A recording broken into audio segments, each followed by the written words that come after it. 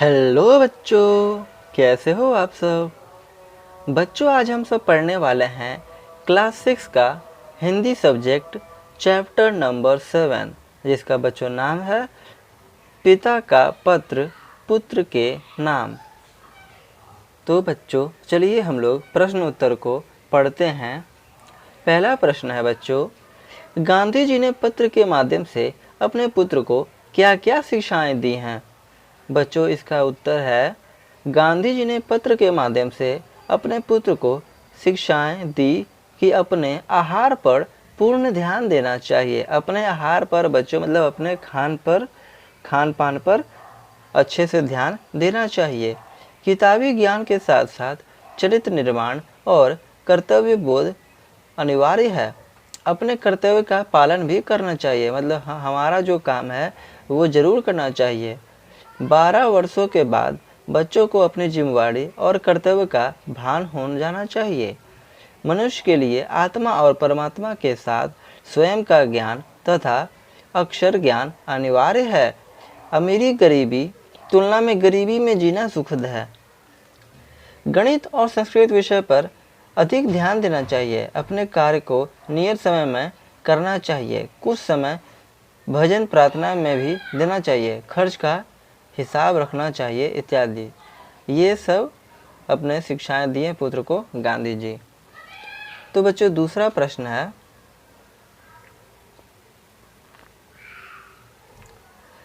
गांधी जी ने असली शिक्षा किसे माना है, उल्लेख कीजिए। तो उत्तर है, गांधी जी ने असली शिक्षा चरित्र निर्माण और कर्तव्य का बोध होने को माना है। वस्तुतः किताबी ज्ञान ही मात्र ज्ञान नहीं बल्कि चरित्र निर्माण और कर्तव्य का भान होना है। मतलब बच्चों बोल रहे हैं कि किताब में जो हम लोग पढ़ते हैं वो सिर्फ ज्ञान नहीं, और हम लोग का जो चरित्र है, जो हम लोग का व्यक्तित्व का निर्माण होता है, और जो कर्तव्य का मतलब हम लोग को जो काम होता है वो हमें मालूम होना चाहिए कि हमारा क्या काम है। ये वास्तविक शिक्षा मनुष्य को समय का दुरुपयोग से बचाता है तथा समाज में सभ्य मनुष्य के रूप में प्रकाशित करता है।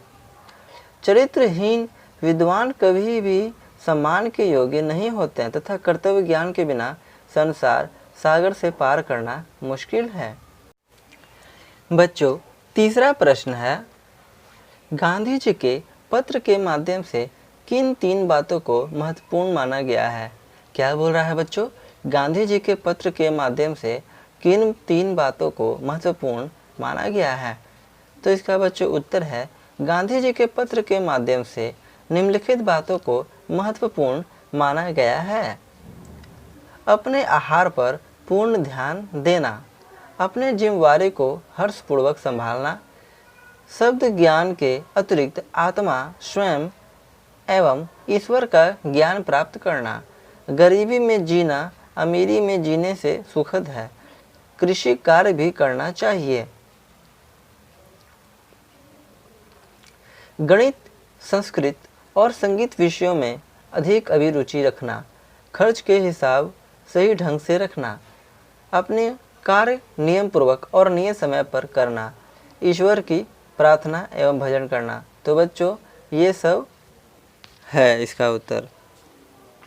चौथा प्रश्न है बच्चों, बा उपनाम किन्हें कहा जाता है। तो गांधी जी की पत्नी कस्तूरबा गांधी बा उपनाम से जानी जाती थी। तो बच्चों गांधी जी की पत्नी का नाम था कस्तूरबा गांधी, जिन्हें बा के उपनाम से जाना जाता है। बच्चों पांचवा प्रश्न है, निम्नलिखित प्रश्नों के 4 विकल्प दिए हैं। सही विकल्प के सामने सही का निशान लगाइए। तो बच्चों गांधी जी ने अपने जिस पुत्र को पत्र लिखा था उसका नाम क्या था। तो पहला है देवदास गांधी, मणिलाल गांधी, मोहनदास और रामदास। तो बच्चों इसका सही उत्तर है मणिलाल गांधी। दूसरा है, गांधी जी ने यह पत्र कहाँ से लिखा था। तो है पहला पटना जेल से, दूसरा लखनऊ जेल से, तीसरा तिहाड़ जेल से और चौथा है प्रिटोरिया जेल से। तो बच्चों इसका उत्तर होगा प्रिटोरिया जेल से। गांधी जी ने पत्र अपने पुत्र के लिए प्रिटोरिया जेल से लिखा था। ग है बच्चों, गांधी जी यह पत्र कब लिखे हैं? तो पहला है 25 मार्च 1919, दूसरा है 25 मार्च 1900, थर्ड है 25 मार्च 1909 और चौथा है 25 मार्च 1929। तो बच्चों इसका उत्तर होगा थर्ड, मतलब कि 25 मार्च 1909 ईस्वी में गांधी जी ने यह पत्र लिखा था। अब पार्ट से आगे है। तो बच्चों पहला प्रश्न है, आप अपने पिताजी को गांव या शहर की जीवन शैली के संबंध में एक पत्र लिखिए। तो बच्चों मैंने पत्र लिखा है, आप लोग को भी पढ़ा देता हूँ ताकि आप लोग को भी आसानी हो।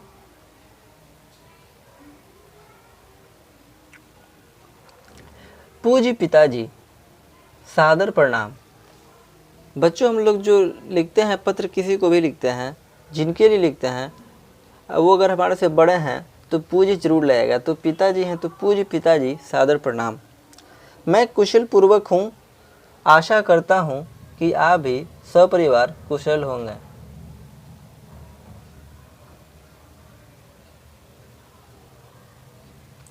मैं अभी कुछ दिनों से बम्बई शहर में हूँ। शहर के लोगों की जीवन शैली मुझे पसंद नहीं आ रही है। यहाँ के लोगों की जीवन शैली आकर्षक तो खूब है, लेकिन पारस्परिक प्रेम और स्नेह से लोग वंचित हैं। केवल अपने को संभालकर किसी भी देश की जनता संपन्न राष्ट्र की कल्पना नहीं सोच सकता है। यहाँ के लोग स्वास्थ्य पर ध्यान बिल्कुल नहीं देते। कार्य की अधिकता तो अच्छी बात है, लेकिन कार्य को नियत समय पर ही करना स्वास्थ्य के लिए उत्तम है, जो यहाँ के लोगों में अभाव है। यहाँ के लोग आमोद प्रमोद प्रिय हैं, जो जीवन के कुछ ही वर्ष के लिए अनिवार्य हैं। प्राय विद्यार्थी जीवन में सुख सुविधा और आज़ादी को जीवन की परेशानियों में डाल देती है, लेकिन यहाँ के छात्र जीवन भी आमोद प्रभाव दिखलाई पड़ते हैं, जो जीवन निर्माण में की जटिलता लाता है। यहाँ के अमीर और गरीब लोगों की जीवन शैली में अत्यंत फर्क दिखता है, जबकि ग्रामीण जीवन शैली में फर्क कम दिखता है। आप मेरे पत्र को पढ़कर शहरी जीवन शैली पर विशेष रूप से विचार कर अपनी राय पत्र के द्वारा भेजेंगे। माता जी को प्रणाम तथा छोटे को स्नेह भरा आशीर्वाद। आपका पुत्र मुकेश कुमार। तो बच्चों ये गांधी जी के बेटे मुकेश कुमार थे, जो अपने पिता हमारे महात्मा गांधी जी को पत्र लिखे हैं। तो बच्चों दूसरा प्रश्न है, आप अपने गांव के किसान के बारे में लिखिए।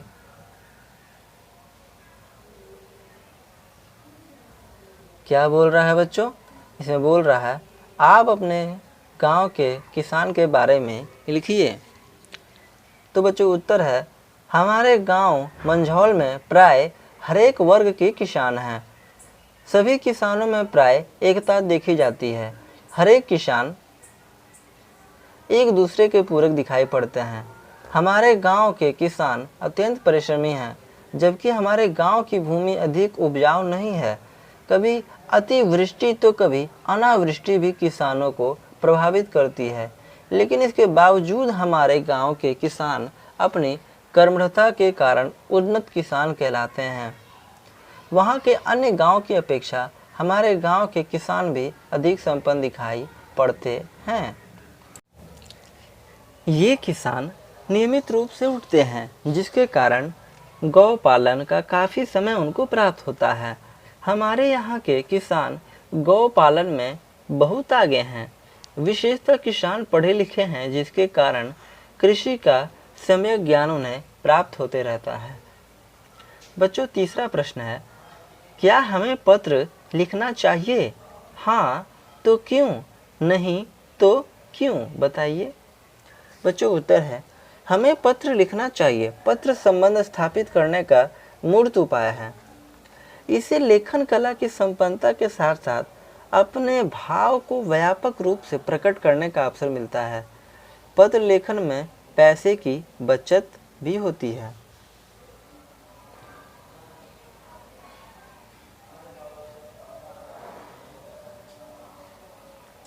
तो अगला प्रश्न बच्चों व्याकरण में है। निम्नलिखित शब्दों को अपने वाक्यों में प्रयोग कीजिए। दिया हुआ है बच्चों पत्र, शिक्षा, आश्रम, जिम्मेवारी, महत्वपूर्ण, गरीबी, आनंद, जेल, चेष्टा, सुख। तो बच्चों ये जो शब्द हैं उसको वाक्य लिखना है। तो पत्र है, तो पत्र क्या है? पत्र लिखना चाहिए। शिक्षा, शिक्षा के बिना हम मनुष्य पशु समान हैं। आश्रम, आश्रम का बच्चों वाक्य होगा आश्रम में मुनि लोग रहते हैं। जिम्मेवारी, तो अपनी जिम्मेवारी आप संभालो। महत्वपूर्ण, महत्वपूर्ण का वाक्य होगा बच्चों महत्वपूर्ण कार्य में उसे बुला लूंगा। गरीबी, गरीबी में मनुष्य को सीमित रहना चाहिए। आनंद, आनंद का वाक्य हो गया आनंद पूर्वक अपना कार्य करना चाहिए। जेल, जेल से छूटकर मैं पढ़ूंगा। चेष्टा, वह चेष्टा पूर्वक कार्य करता है। सुख, सुख मिलने पर सब सोते हैं। तो ये बच्चों है कुछ शब्द का जिनका वाक्य लिखना था। तो बच्चों अगला सब्जेक्ट है और अगला प्रश्न है 2 नंबर। नीचे लिखे संज्ञाओं के साथ पूर्वक प्रत्यय लगाकर क्रिया विशेषण बनाइए और उनके अपने वाक्य प्रयोग कीजिए। शब्द दिया हुआ है धैर्य, शांति, संतोष, प्रेम, श्रम। तो बच्चों इसका उत्तर होगा धैर्य। तो धैर्य का बच्चों है धैर्य पूर्वक कार्य करना चाहिए। शांति, शांति पूर्वक बैठना चाहिए। संतोष, संतोष का वाक्य है संतोष पूर्वक रहना चाहिए। प्रेम, प्रेम पूर्वक यहाँ रहो। श्रम, श्रम पूर्वक काम से सफलता मिलेगी। तो बच्चों अगला प्रश्न है नीचे कुछ भावचक संज्ञाएं दी गई हैं, इससे विशेषण बनाकर उनको अपने वाक्यों में प्रयोग कीजिए।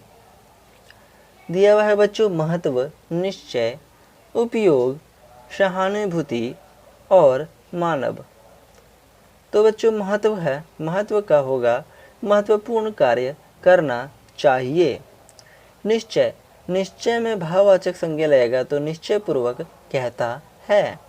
उपयोग, तो इसका होगा उपयोगी वस्तु दान दो। सहानुभूति, सहानुभूति का बच्चों होगा सहानुभूति पूर्वक निवास करो। और एक आखिरी है मानव, तो मानवीय गुणों को धारण करना चाहिए।